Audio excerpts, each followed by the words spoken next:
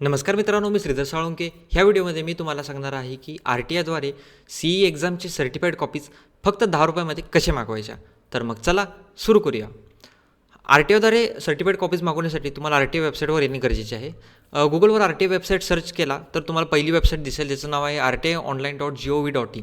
हे वेबसाईटवर क्लिक केल्यानंतर तुम्हाला समोर सबमिट रिक्वेस्ट बटनाचा ऑप्शन दिसेल, त्या बटनावर क्लिक करा.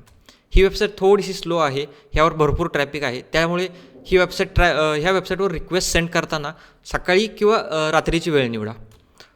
सबमिट रिक्वेस्ट बटनावर क्लिक केल्यानंतर समोर तुम्हाला काही गाईडलाईन्स दिसतील. स्क्रोल करून तुम्ही खाली आल्यानंतर I have read and understood the above guidelines ह्या बटनावर क्लिक करा आणि सबमिट बटनावर क्लिक करा. सबमिट बटनावर क्लिक केल्यानंतर तुम्हाला ऑनलाईन RTI रिक्वेस्ट फॉर्म दिसेल. त्यानंतर तुम्हाला सिलेक्ट मिनिस्ट्रीमध्ये मिनिस्ट्री ऑफ कॉर्पोरेट अफेअर्सचा ऑप्शन निवडायचा आहे. त्यानंतर पब्लिक अथॉरिटीमध्ये ICAIचा ऑप्शन निवडायचा आहे.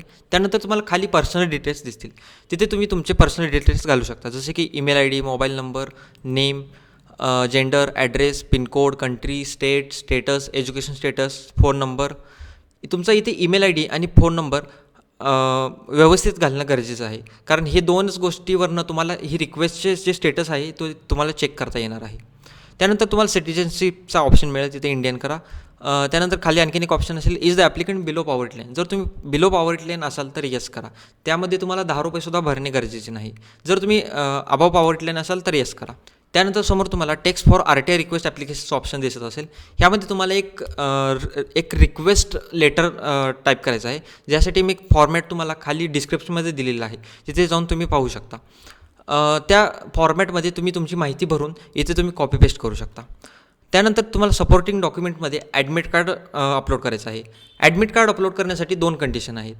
एक तर ॲडमिट कार्ड PDF पाहिजे, आणि दुसरं की त्याचं जे नेम आहे त्यामध्ये कोणताही स्पेस राहता कामा नये. जसं तुम्हाला स्क्रीनवर दिसत आहे की ॲडमिट आणि कार्डच्यामध्ये एक स्पेस आहे, तो मी आता पूर्णपणे घालवलेला आहे. अशा पद्धतीने तुम्ही ॲडमिट कार्ड हे अपलोड करू शकता. त्यानंतर सिक्युरिटी कोड दिसेल, तिथं तुम्ही सिक्युरिटी कोड घालू शकता. त्यानंतर मेक पेमेंट बटनावर क्लिक करा. मेक पेमेंट बटनावर क्लिक केल्यानंतर ऑनलाईन रिक्वेस्ट पेमेंट फॉर्मचं ऑप्शन मिळेल. समोर तुम्हाला पेमेंट मोडमध्ये इंटरनेट बँकिंगवर क्लिक करा. त्यानंतर तुम्हाला जसे स्क्रीनवर दिसत आहेत तिथं तुम्हाला 2 वेळा ओके बटनावर क्लिक करायचं आहे. SBIच्या पेमेंट गेटवेवर आल्यानंतर तुम्हाला समोर नेट बँकिंग, कार्ड पेमेंट, UPIचं ऑप्शन भेटेल. UPIचं ऑप्शन सोपं आहे, त्यामुळे मी आता UPIचं ऑप्शन निवडत आहे. त्यानंतर समोर तुम्हाला UPIचं ऑप्शन निवडल्यानंतर QR कोड आणि UPI IDचा ऑप्शन मिळत असेल, त्यापैकी मी QR कोडचं ऑप्शन निवडत आहे. त्यानंतर स्कॅन करून डायरेक्टली 10 रुपयाचं पेमेंट सक्सेसफुली झालेलं दिसत आहे तुम्हाला. UPIचं पेमेंट झाल्यानंतर समोर तुम्हाला दिसत असेल की your transaction status is success. त्यानंतर समोर तुम्हाला आणखीन एकदा पेमेंटची कन्फर्मेशन मिळत असेल. ही वेबसाईट थोडीशी स्लो आहे, त्यामुळे इथं तुम्हाला थोडं वेट करणं गरजेचं आहे. रिलोड बटनावर क्लिक करू नका, डायरेक्टली तुम्हाला ह्या पेमेंट गेटवेच्या वेब पेजनंतर तुम्हाला RTIच्या वेबसाईटवर ऑटोमॅटिकली रिडायरेक्ट केले जाईल.